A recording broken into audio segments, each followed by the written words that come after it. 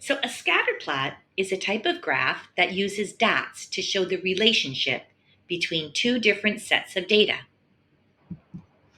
The data must be numerical. In other words, you must use numbers. And each dot represents one person or one thing. For example, let's say you wanted to see if students who sleep more get better grades. Well, on the bottom or the x-axis, you would put how many hours they sleep. On the side or the y-axis, you would put their test scores. Then for each student, you would put a dot that shows how much they sleep and what test score they got. So if Ava slept 9 hours and scores 95%, you would put a dot at 9 across and 95 up. So why do we make scatter plots? Well, scatter plots can help you. We can see patterns like, do students who sleep more get higher test scores? We also can find outliers, people who are really different from the rest. And we can understand relationships between two things. So it's like a picture that shows you if things are connected in some way. Scatter plots are great for spotting patterns, trends, and connections between two pieces of data. So let's make our own. So I have 27th grade students that measured their heights, and they also measured their arm spans. And they put it into a table so you can see the height and their arm spans. So this is one student. 147 is the height, and the arm span is 148. Just in case you didn't know, the arm span is the distance from the tip of one hand to the tip of the other hand when you stretch your arms out as wide as you can, like you're pretending to be an airplane. So now we can make a scatter plot, and let's see if there's a relationship between height and arm span. So here's my table again, and now to the right I'm going to make my graph. The first thing I need to do is I need to put in my x and y axes. So here's my x and here's my y. Now I need to put in my numbers. So I looked at my data for height, and I noticed that the smallest or the shortest height was 145 centimeters, and the tallest height was 160 centimeters. So I decided to count 145, 147. So I counted by 2 each time. For the arm span, I noticed that the smallest was 146, but I did have one that was 161, so I had to go a little bit higher. So here again, I'm counting by 2s, but I started at 146 instead of 145. Then I need to write my labels. So my label for my x-axis, these are the heights in centimeters, and the y-axis is the arm span, just like you have here in your table.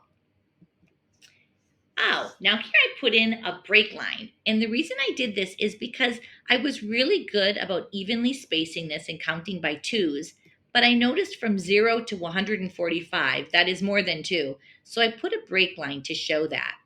I did the same thing for the y-axis because from 0 to 146 is just this little bit, and then this is only 2.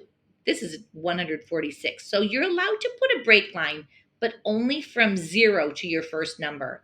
You're not allowed to ever put a break line within these numbers here, only from the 0. All right, and lastly, I'm going to put my title. And the title is the relationship between the arm span in centimeters versus the height in centimeters. Now we're ready to record our data. So let's look at the first one. So the first person has a height of 147 and an arm span of 148. So I go over to 147 and up to 148. The second person has a height of 152 and an arm span of 150. So 152 and then up to 150.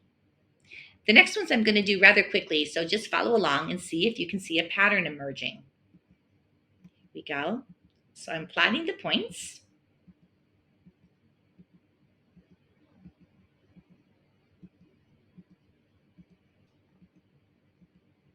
Are you seeing a pattern?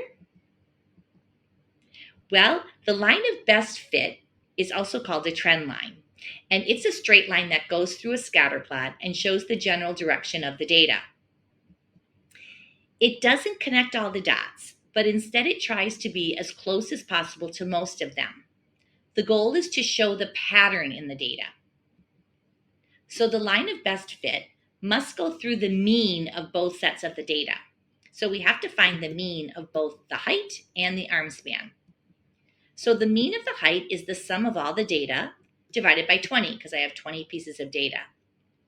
I calculated it to be 152 and 500 centimeters, but the mean can never be more exact than your data. So since these are whole numbers, we need to round the mean to a whole number. So 152 and 0.05 centimeters is about 152 centimeters. I'll do the same thing with the arm span. Again, the sum of all of these divided by 20, and I get 152.15. And just like with the height, these are whole numbers, so my mean must also be a whole number. So it's about 152 centimeters. Interesting. They're exactly the same. Okay, so here's my graph again. And so now that I have my mean, I can plot this point. So I went over 152 and up 152. And I showed my mean by putting an asterisk so that it was easy to see. And now I'm going to draw my line of best fit. It must go through the mean and be as close to the other dots or go through them as possible. So here's my line of best fit. You'll notice that it doesn't go through all of them. It has to be a straight line. But you'll notice that there's some above and some below. So what else do you notice? Well, I noticed that as the height increased, the arm span also increased, which means it's a positive correlation. I also noticed that the height and the arm span were the same or really close to the same measurement. So those numbers were really similar. So this is where we would use a scatter plot to show this relationship. If it was going in the downward direction, it would be a negative correlation. And sometimes we get them where they're scattered all over the place, and that just means that there's no relationship at all. So I hope that helps you understand not only how to make a scatter plot, but how they're useful and what we can notice about them. As always, thank you for watching, and check out my other videos on my channel.